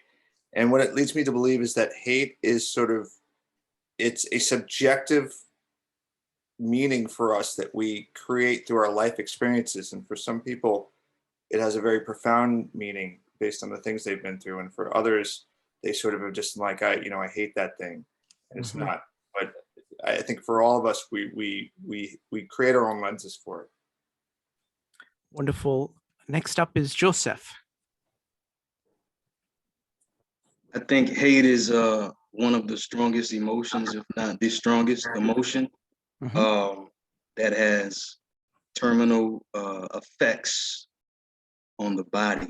Like if you let the hate take control of you, like it can really damage you physically, damage your mind, and you can't move past it if you let it eat away at you. So I believe that's what hate is. That's fantastic. Thank you. You just brought in a completely new angle. Thank you. Next up is Jade. I would say I'm in terms of what Jordan Peterson is saying, I think he's using it more on a figurative level where it's basically something that someone doesn't like and something that frustrates the person. Like we can go to, like there are a lot of deep levels that have been met, but I think that's what Jordan Peterson is focused on. Thank you. Next up is Jyoti. I think pent up feelings of anger and hostility. Thank you. Abram. I believe hate is a measure of vulnerability and weakness. Thank you. Becky. I think that hate is an offense to the core of your being, but hate is closer to love than it is to apathy. Wonderful. Thank you. Next question. How do you cope when you are in a situation you hate, but you have no immediate means of getting out of it? How do you cope with a situation like that? What do you do?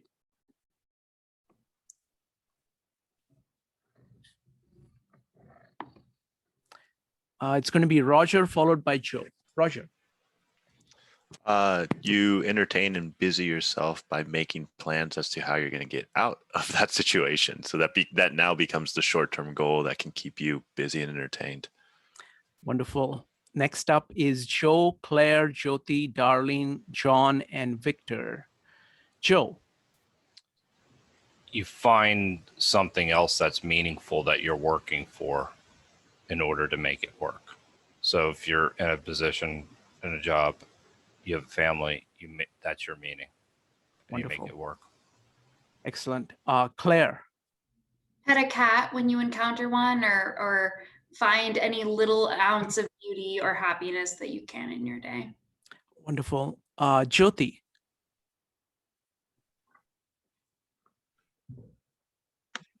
I would say change the perception of the situation and try to compromise if you can. You can get out of it. Thank you. Darlene, how do you cope when you're stuck in a situation that you hate, you can't get out of immediately? Tough it out and bite the bullet and get through it. Thank you. John.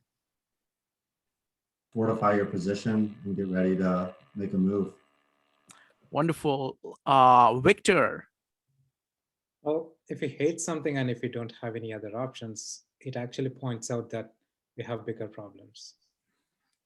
Wonderful. Thank you. Great point. Next up is Abram, Kevin, Penny, Aaron, Jean, and Jonathan. Abram. Become bigger than your situation.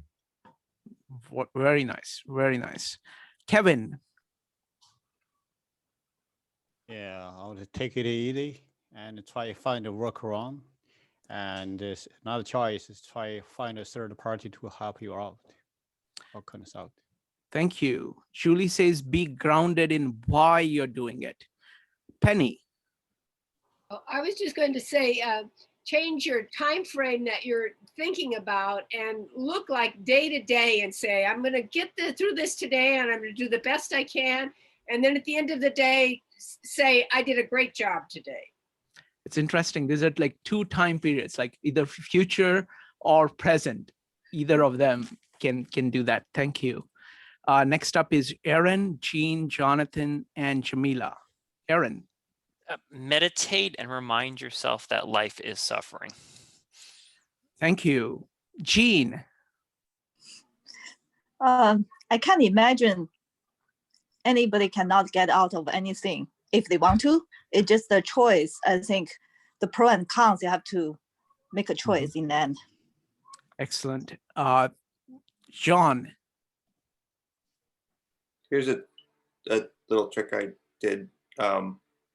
If you're in a situation and you're constantly being reminded how annoying it is, and say little resentment, every time that ping of resentment hits, have some little action you could take to better your situation, no matter how small. It could be sending out a resume, and do that. And if the situation is bad enough, you're going to send out a lot of resumes, and you'll get a new job. And I know, because that's what worked for me. So Wonderful. Wonderful. Thank you.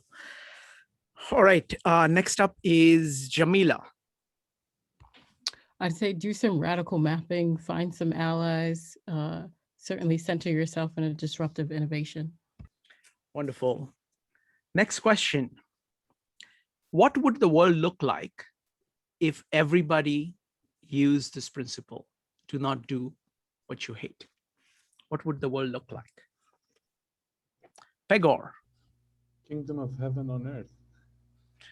Wonderful. Thank you. Jyoti, what would the world look like? Chaos. Thank you. Oh, that was radical. Okay, let's see what the range of answers we come up with, and maybe we can get a question out of this. Jamila. There'd be a lot of baggage left at the airport.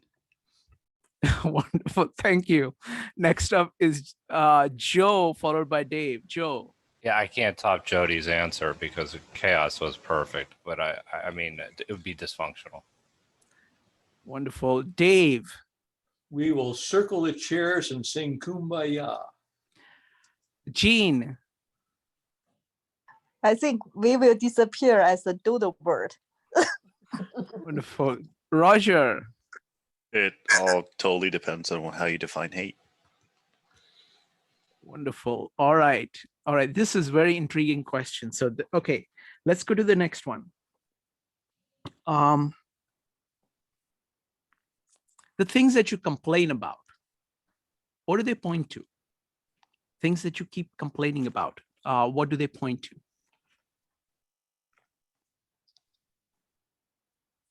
Pegor.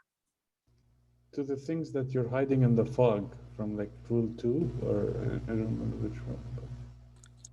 Thank you. Jean. I think it's your unsolved problem you have to deal with. Thank you. Jyoti. Those are the things that you don't like about yourself. Ray. Yeah, I was going to say what you don't like about yourself. Wonderful. Elle. Very simply, things you need to work on, things you need to pay attention to and do something about. Wonderful. Next up is the question of, are you morally obligated? Joe, I don't think I got the question right. What was the question again? Can you just repeat the question? Yeah, are you morally obligated to question conventional thinking? Okay. Are you morally obligated to question? Wait a minute, is it morally obligated to question things you hate? Actually. Okay. So what are you morally obligated to do about the things that you hate? Let's put it that way. What are you morally obligated to do about things that you hate? Anybody? Aaron. Yes, you are. Just make sure that you have a glass of hemlock, right next to you when you do that. Okay. Joseph. I guess morally obligated to do, so that's personal. Address it. You have to address the hate, because you can't move on with your life or move on to something like you can't fulfill like a goal or a purpose if you're dealing with hate, because that block is so much blockage there. You know. Thank you. That's my take on it. Thank you, Joseph. Maritza. I hear this as a two-part question. I can't imagine a moral responsibility without envisioning both the question of a moral responsibility to myself and to my society. And my belief is, and I said this in our breakout, is that more of us owe ourselves a sit down. We all spend too much time lying to ourselves. And so, you know, we do hold an internal moral obligation to sit ourselves down and have a talk with ourselves. And then I think that in doing so, we can adjust our actions, and then that will address any moral obligation that we might have towards society. Wonderful. Thank you. A great point, Maritza. Next up is John, Jade, Victor, Dave, and Kevin. John. Well, I think the question it can be conflated, because there are things that I hate in the world that I have no moral obligation to do. In fact, if I did something about them, I'd probably screw it up quite badly, because, you know, something going on the other side of the world, even though I hate it, I really don't know what it is. And so I have a moral obligation to control my own actions and to not cause more harm in the world. And that involves not doing things which I know to be morally wrong, and not doing things I know to make me resent myself and the world. Thank you. Thank you, John. Next up is Jade, Victor, Dave, Kevin, Lowell, and Jyoti. Jade. Can you say the question once more, please? The question is, what are you morally obligated to do about things that you hate? I think we're kind of focused on the speaking side of it in terms of addressing. So I think, you know, to kind of expand our thought of how we address things. You know, some people have said, you know, figure out what to do, change your behavior, but I just want to put that out there, because we're very focused on thoughts and not so much on, you know, taking other opportunities. Like Excellent. Excellent point. Next up is Victor. Well, it depends on how big of a dragon we can take on. And also, to Jonathan's point, just because we hate something doesn't mean that we already have a solution for it. So we can potentially do more wrong. Excellent. Next up is Dave. Yeah, I think if you act honestly and ethically, you'll be able to sleep at night. And then you remember, when one door closes, hopefully another door will open, and heck, you might even end up in the Northwest. Thank you very much. Thank you. Next up is Kevin and Lowell and Jyoti and Jamila. Kevin. Actually, it's Maritza's opinion plus. And yeah, when we point finger to other stuff, we complain, more than half of ourselves, we need to work around too. Thank you. Wonderful. Excellent point. Next up is Lowell. Things that you hate are by definition morally objectionable. Anything that is worthy of the name hate or hatred is morally objectionable. Therefore, you must either say something or do something to try and stop it. Thank you, Lowell. Next up is Jyoti. Yeah, I agree with Lowell, what she just said. And I'll add this, if I'm full of hatred like that, and I feel morally obligated to do something for the society, I would first go into therapy and get myself cleared up, because I don't want to plunge into doing anything if I have so much hatred in me. I'm not helping anybody. Wonderful. Thank you, Jyoti. Next up is Jamila. Hate can't survive in the presence of love. Excellent. Thank you. Thank you. So what we're going to do is that we're going to take one more question. And then I'm going to, firstly, before we go to the last question, I'm going to go ahead and ask you how, what did you think was the best parts of today's meetup? So I'm starting the poll now. everybody should be able to vote except Claire. So let me withdraw her co-host position so she can go ahead and vote too. So let us know. The questions are there. Just go ahead and talk about which parts did you like most. You can choose as many as you want. How was the meetup overall? And then about these specific ones. While you're filling that out, let me tell you about the meetups coming up this weekend. We've got 3 incredible meetups coming up. On Sunday is a very special meetup. Fred, I don't know how to pronounce his name, Butler, who is head of the Great Books program at University of Chicago. He has been running that for a long time. And we're going to be talking about the Great Books idea and the movement and what it offers us, both at the educational level, philosophical level, what is its role historically, and what it can add to today's culture. He's been working on it for decades, so it's wonderful to have him here. That's going to be Sunday at 2:30. Saturday at 12 o'clock, we're going to be talking again about Japan, and we're going to be talking about the most interesting thing about Japan, Japan's ability to turn on a dime as a country. What is it that makes that possible?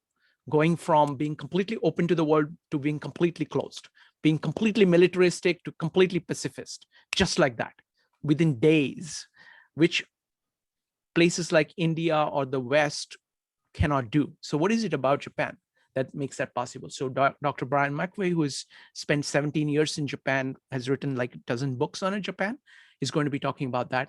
And then we're going to be talking about one of my favorite thinkers, Louis Sullivan. 5 people will be giving presentation on Louis Sullivan. That's Saturday at 2:30. All right, so we've got about 25 answers. That's pretty good. So let me go ahead and end the poll so that we can all, I'm sharing the results. So let's see, everybody likes the takeaway and the Q&A more than even the presentations and breakout rooms. Okay. How was the meetup? Excellent to good. Okay. Let's see. How was the presentation? Was excellent, 52%. Breakout rooms were kind of between excellent and good. That's not bad. And everybody seems to like the final, this section. Okay. All right. So we'll do one last question. And that's really, I mean, was about, how does the moral calculus change if there are other people dependent on you? But I want to enlarge that at kind of the personal and social level. How does this hate, dealing with hate work at the individual level and social level, kind of social dynamic level?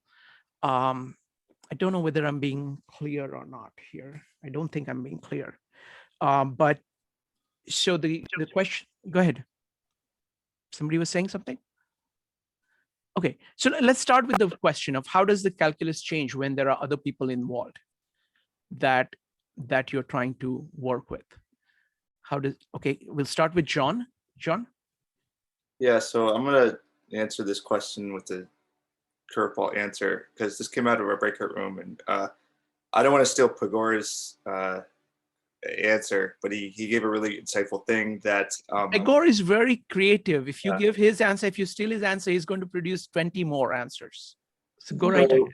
We were talking about hate and it's sort of this multi-meaning and like what does it mean for some people, and then we sort of came up with resentment instead of hatred. Like if we had to say the chapter, we'd say, we don't want to do things that are resentful. And then Pegor was sort of started saying this thing about how when you're doing something that you resent, you start betraying yourself.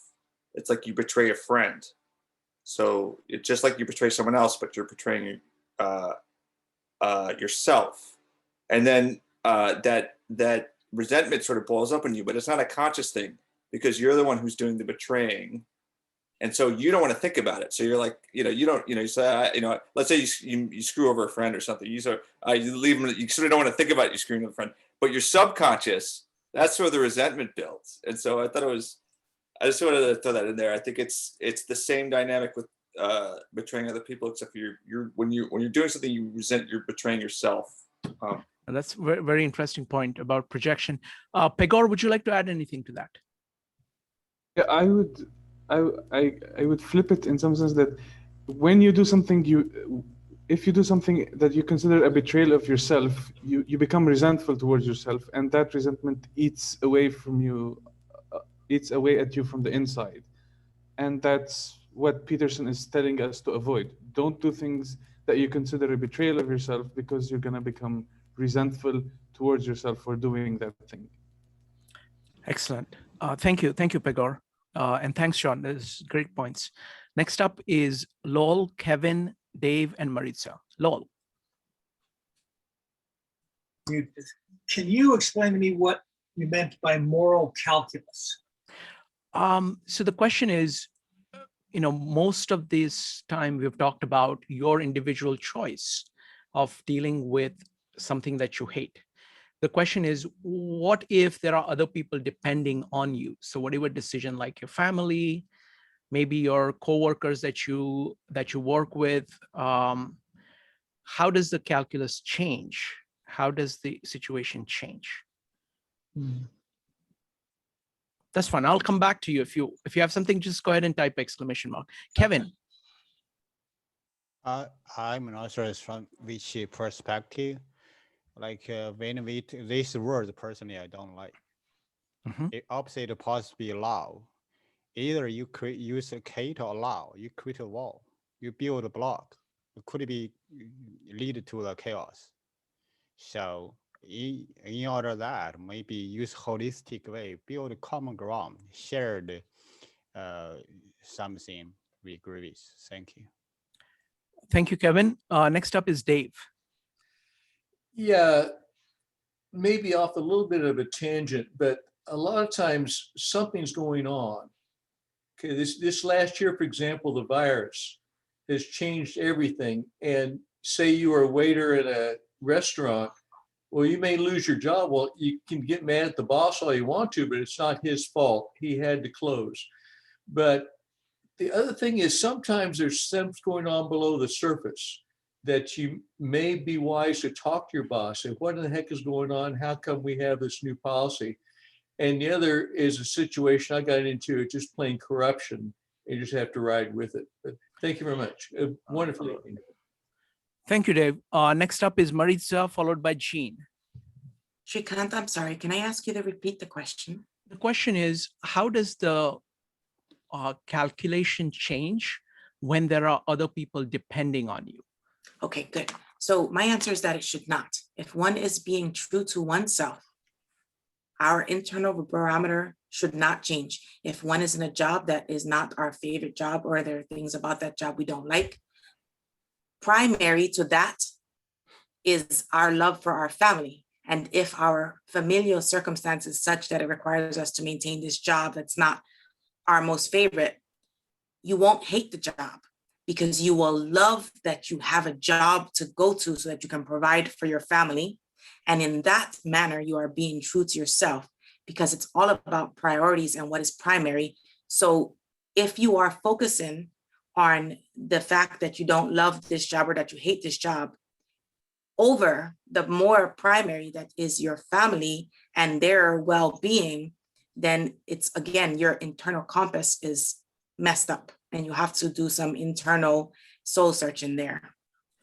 Excellent. Thank you. Thank you, Maritza. Next up is Jean, Lowell, Aaron, and Pegor. Jean. Yeah, I believe natural law is effortless and should be harmony. I don't believe it should build on suffering. And a lot of time it's our assumption and our fear to facing it. So we assume by our sacrifice, we contribute to other people, but maybe it's not the case. Maybe we can find something we love, contribute even more to our whoever we're working with, we're considering. Excellent. Excellent point, Jean. Next up is Lowell. Yeah, I don't think if we're talking about a job here, and it's a job that you don't like or makes you unhappy, and you have family, I don't think you have the right to walk away from that job and risk the security of your family and your children so that you can be a little bit more comfortable, you can be a little bit happier. I think you have an obligation as a member of that family to protect them and help them and do everything you can to support them. It's Thank you. concept of greatest good for the greatest number. Thank you. Next up is Aaron. I just want to touch upon something that Maritza said. And yeah, you know, just like the last two speakers said, if you have a family, you have an obligation to protect them.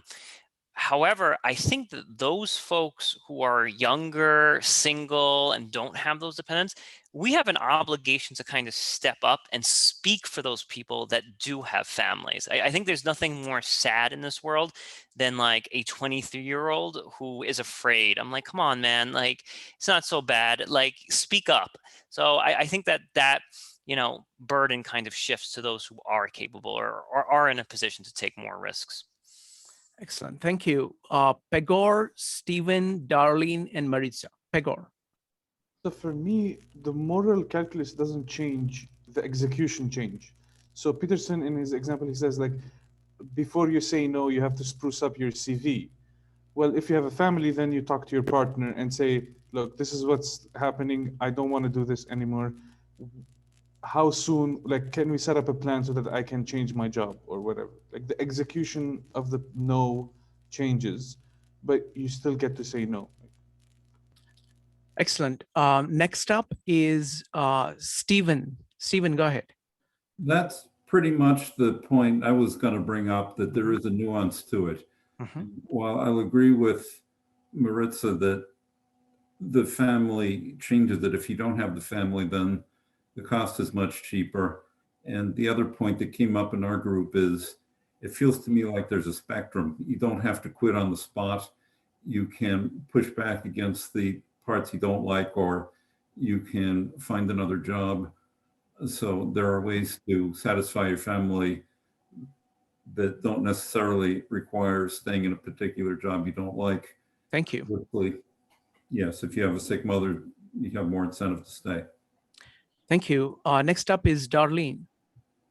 I think that, you know, you have, when you're considering other factors or other impacts that you have within your realm, let's say, you know, you're on a team and you walking away from the team project hurts the rest of the team. So you have to consider, you know, how much do you hate it? Can you find a solution over the hurdle to succeed in the task or position without hurting the other parties? Thank you. So you have to balance that, I think, you know, in some way. Thank you. Next up is Maritza and Laura. Maritza. So I just wanted to jump on very quickly because I was not making a comment about the family. The family was merely an example. The statement that I wanted to be more clear or more loudly heard is that I don't believe one's moral compass should change from situation to situation. If one is true to one's internal principles, every interaction, every step forward should be the same.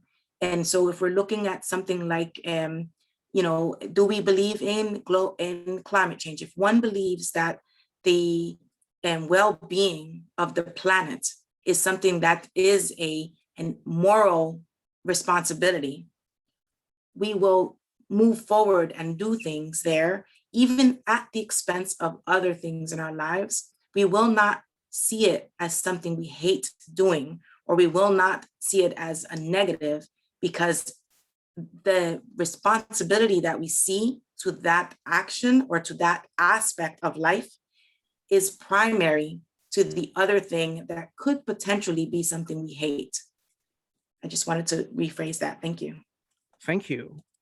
Next up is going to be Laura. Laura, how do you think the moral calculation changes when there are other people involved? Okay, I'm sort of looking at individual hates becoming a collective hate, in the sense of look at individual hate in terms of,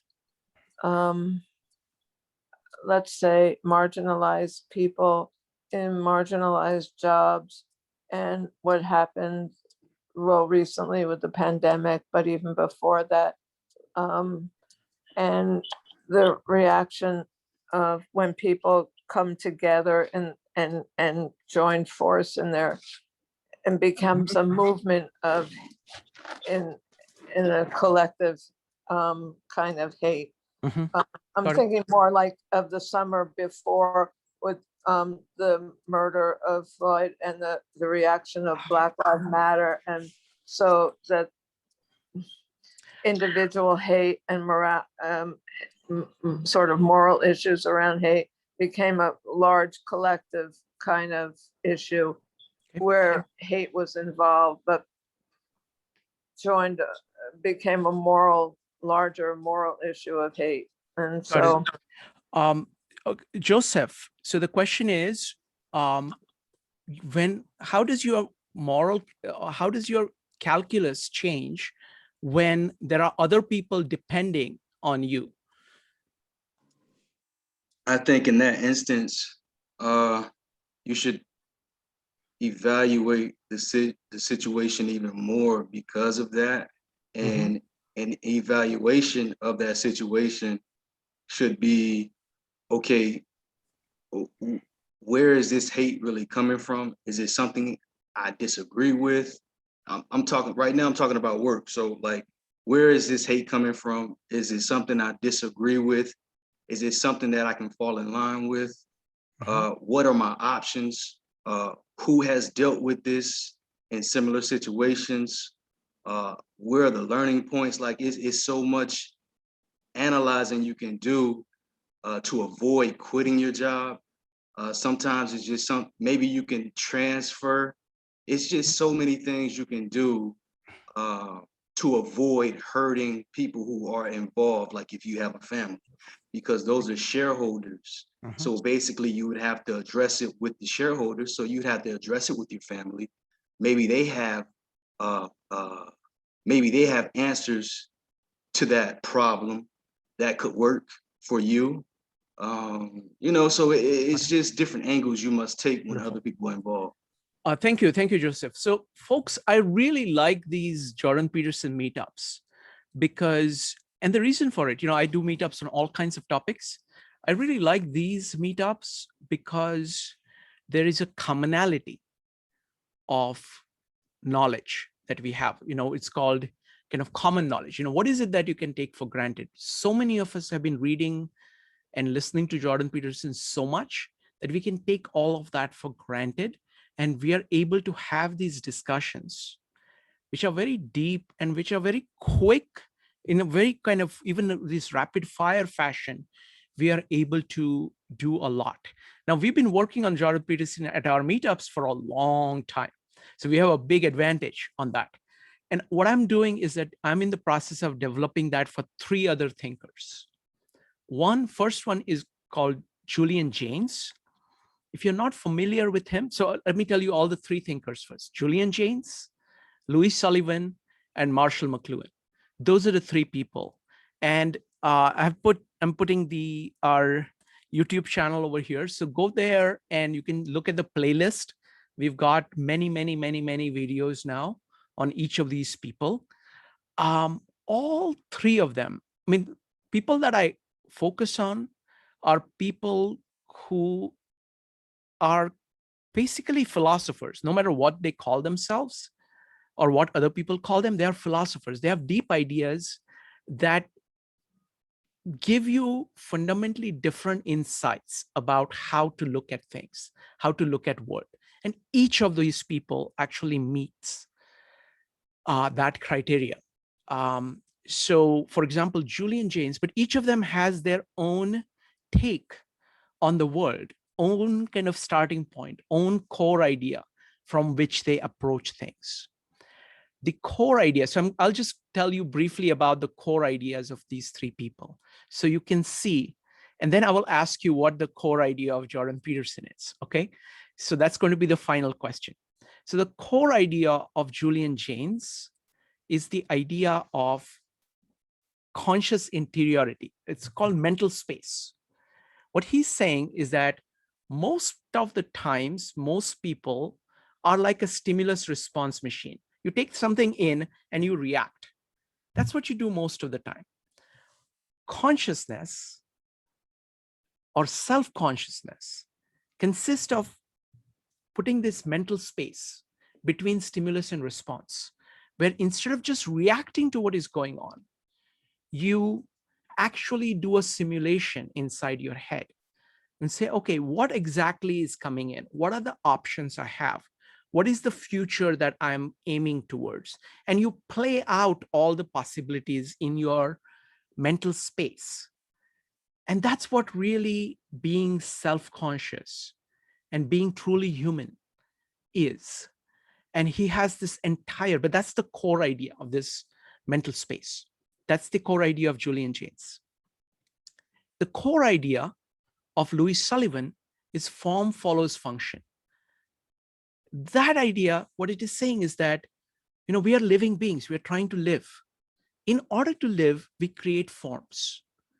And all too often, we get enamored by the forms, or we get lazy and hold on to the forms and try to use the forms long after they have lost their meaning. And we are doing things in a routine way, forgetting the why. Why are you doing this? And form follows function is a reminder to keep going back to the why and to shape the how in accordance with the why. So that's what Louis Sullivan is about. The core idea of Marshall McLuhan is medium is the message, or more, in a more elaborate way, is that we shape our tools and then the tools shape us. That means it's, we make things like we make the computers, we make televisions, we make books, we make words, spoken language. And the process of using it develops a certain kind of sensibility in us, a certain way of functioning that really shapes how we deal with the world. So there is this back and forth relationship between us and the tools that we use. And being aware of that allows you to be more conscious about what we are doing. We don't have an option about using tools. Tool making is core part of who we are. But if we are not conscious of the tools, we fall into the same trap that Louis Sullivan is talking about, by just focusing on the forms of the past and be shaped by it instead of shaping where you want to go. So those are the three. So now last question for you is, if you had to name the core idea of Jordan Peterson, or what he's trying to say, what would it be?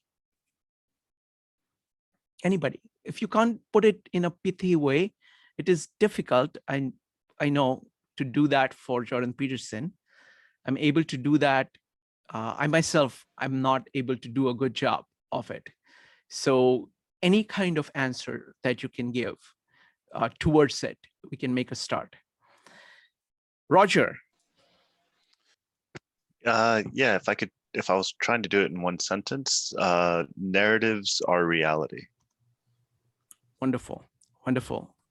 Dave, what is the core idea of Jordan Peterson? Well, I've heard the unexamined life is not worth living, that Jordan gets deep into thought and what's going on. And he's such an excellent communicator, both talking and in his writing. Wonderful. Maritza. Balance is everything. And if we use looking at order and chaos for all individual and societal aspects, we can find meaningful paths. Wonderful. Thank you. Next up is Lowell. Take complete responsibility for who you are and what you do. Wonderful. Jean. Between the order and chaos is where we can grow. We need to go beyond order, get into chaos, and develop ourselves. Wonderful. Ray. Yes, I'm not trying to be crass or unsophisticated, but I feel it's grow up and be an adult. Very good. Victor. Instead of seeing objects, see the meaning of the objects. Thank you. Joseph. How to navigate and become in the hierarchy of the human population. Wonderful. Joe. Challenge your map of the world. Very good. Penny.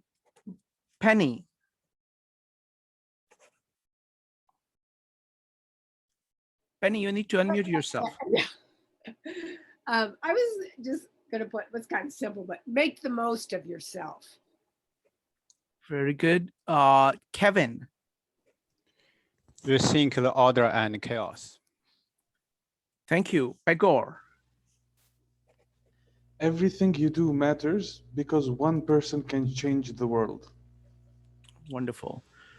So let's try to boil it down. Okay.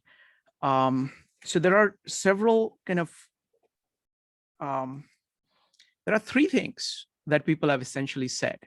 Okay, now we can see and let's see the relationships between them and see if we are missing anything.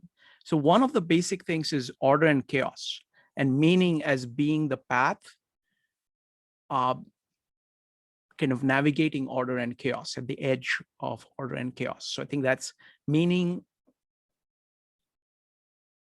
defined with order and chaos. That's one thing. Second is the narrative.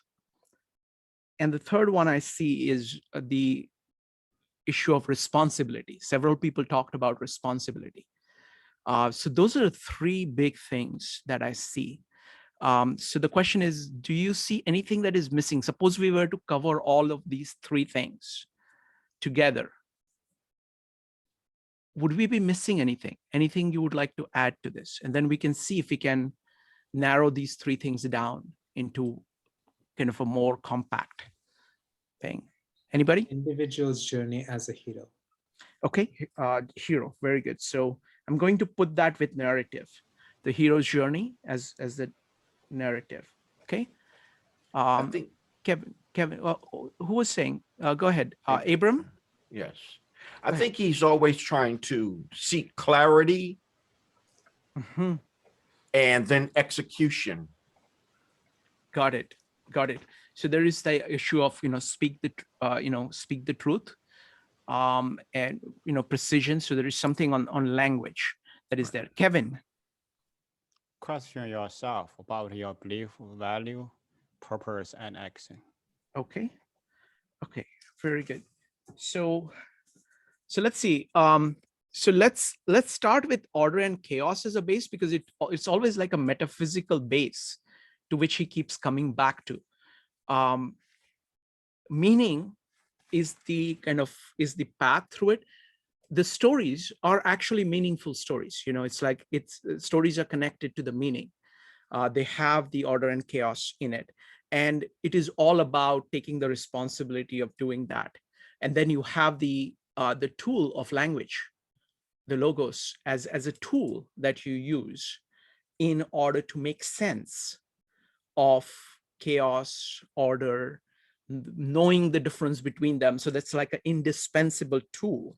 So those are the things that I see. So there is like order and chaos as the substrate, meaning as being really the crucial concept that he has, like calling that maps of meaning as a thing. And then meaning not as is actually expressed as a story, because it's not just one point of meaning, but it's like, it's like a sequence going on the top of that, and taking the responsibility for doing that would come next. And then clarity as a tool. So those are the steps that I see: order and chaos, meaning, story, responsibility, and clarity. So any thoughts?